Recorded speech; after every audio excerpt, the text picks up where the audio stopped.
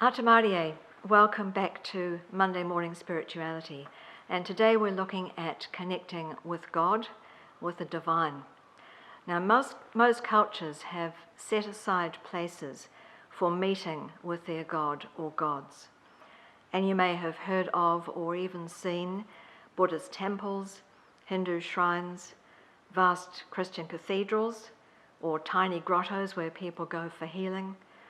You might have known about the Wailing Wall in Jerusalem, and of course Mecca, the holiest place for Muslims. You may even have heard of the churches of Ethiopia, carved literally out of solid rock.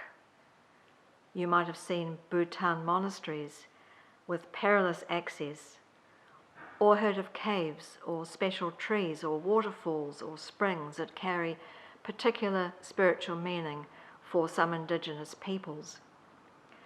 And there are also what the Celts call thin places, where there is a special quality in the natural environment that they believe enables them to be that much closer to the next dimension, to what we might call heaven. And of course, there are places where we ourselves have experienced something that we can't put our finger on, where we're touched to the core of our being, perhaps even moved to tears. So take a moment or two to bring to mind a sacred place from your own experience.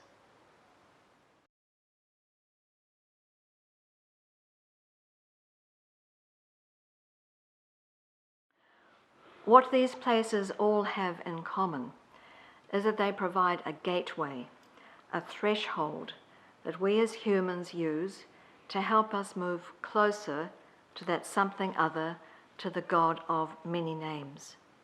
But what are the times when people cannot go to these places? What happens when there is persecution or exile or natural disasters that prevent them from reaching these sacred places? How do we touch the holy then? Take a moment to reflect on that question.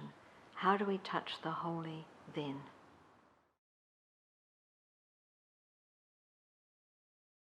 Here are a few verses from the Old King James Version of the Christian Gospel of Luke. Religious leaders of the day, the Pharisees, wanted Jesus to tell them when the kingdom of God would come. He answered them like this, in its old language.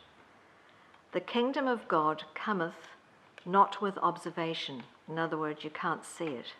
Neither shall they say, Lo, here, or Lo, there, for behold, the kingdom of God is within you. The kingdom of God is within you. We can travel the world and visit holy sites.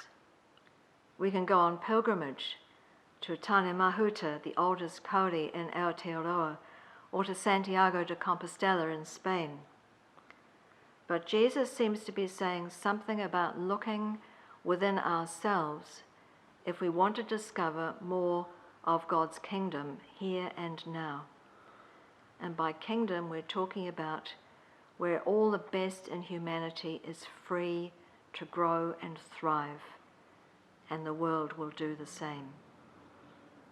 So the examine question for you this week might be, how do I respond to the idea that the justice and love and fullness of God is there to be discovered within me? How do I respond to the idea that the justice and love and fullness of God is there to be discovered in me? So let's close with this particular blessing, which is often found in a card form in hospitals, would you believe? It's something that chaplains give out quite a lot. May the love of God enfold you. May the light of God surround you. May the peace of God flow through you. And may the strength of God bring you to fullness of life.